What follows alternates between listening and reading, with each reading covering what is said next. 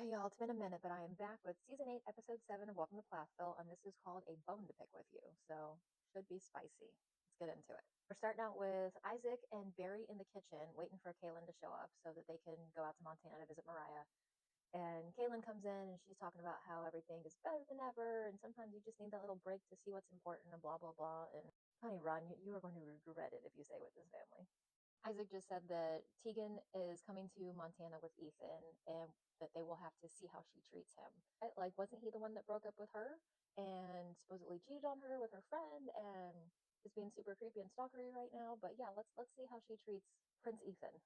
Kaylin's talking about how Tegan did some things after the breakup that she didn't agree with. That Ethan has done some things that he's not proud of, but he's taken responsibility for them. I just want to know what things. Like, we know what he was doing in his marriage to Olivia and how he was treating her. Is that what he was doing with Tegan also? And she just decided she wasn't going to take it? Like, does those seem reasonable to me? All right, so we're back at the Plath house, and Amber is making dinner for herself, Barry, and her friend. And is Barry not capable of making a meal for his child? Like, what even is that? And then he just had the audacity to say that their relationship is changing and maturing into more of a peer-to-peer relationship. And I'm sorry, you are her father, and she is 16. This is not peer-to-peer. I remember when Kim left Barry, and he got like super close with Lydia, and I remember at that time thinking that there was some sort of like weird dynamic happening between them because it almost seemed like Lydia was less of a daughter and more of like a partner, which creepy. And I'm just afraid that he's doing exactly the same thing with Amber now too. And he's about to talk about his dating life with his 16-year-old daughter and her high school friend. Like, what the fuck, sir? This poor friend of Amber's looks so unbelievably uncomfortable during this conversation. And if I were her parents and she came home and told me about this conversation, I would be pissed.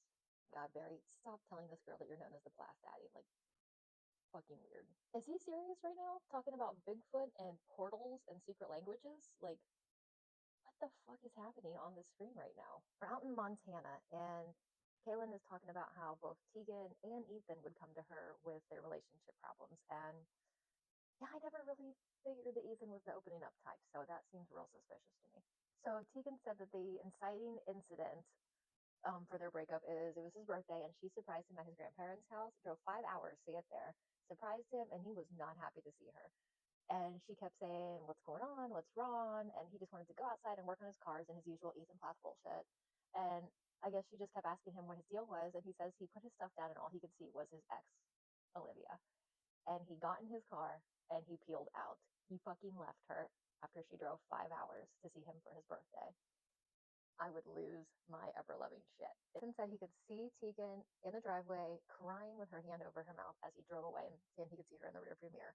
I'm like, if that is not symptomatic of how fucked up Ethan Plath is, I don't know what is. Because he doesn't want like a partner who's an actual human being.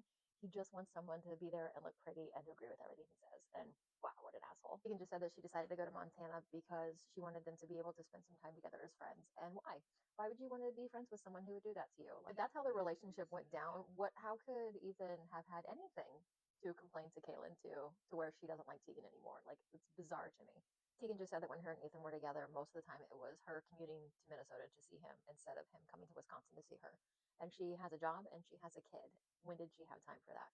And then she says, it's not like a red flag. Yes, it is a red flag, girl. It is absolutely a red flag. The next morning, and Mariah's putting her eyebrows on, and this is by far the coolest thing that I've ever seen. Because I don't know if you can tell, don't have much in the way of eyebrows. In fact, what I do have, I get tattooed on because my eyebrows just never recovered from the 90s. But it almost looks like a sticker that Mariah is using, and I don't know what it is, but it looks great.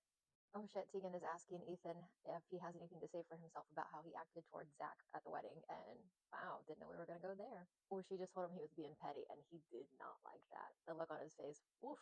So we're over in Tallahassee at Lydia and Zach's house, and Taylor, who is the weird dude from the restaurant that was hanging out with Barry and Kim the last episode, comes over because apparently he's Lydia's friend too, and they're all talking about their Christmas plans.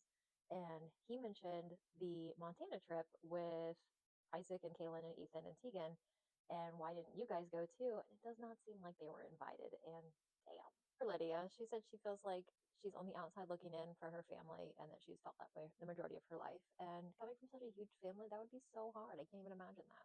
They're back in Montana, and the producers just asked Tegan, because they're all going horseback riding, how things are with Ethan. And she took that slightest little bit of a pause, and you can just tell that she just immediately wanted to be like, terrible. But she's like, oh, it's fine.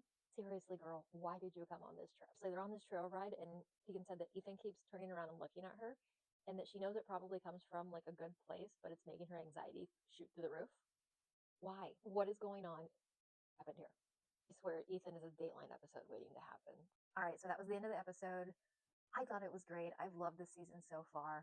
I do kind of side a little bit, which I hate, with Isaac and Kaylin saying, "Why did you come on this trip if you didn't want to get back together?" And fair, but also like, don't take Ethan back. That guy is a TMZ or Dateline episode waiting to happen.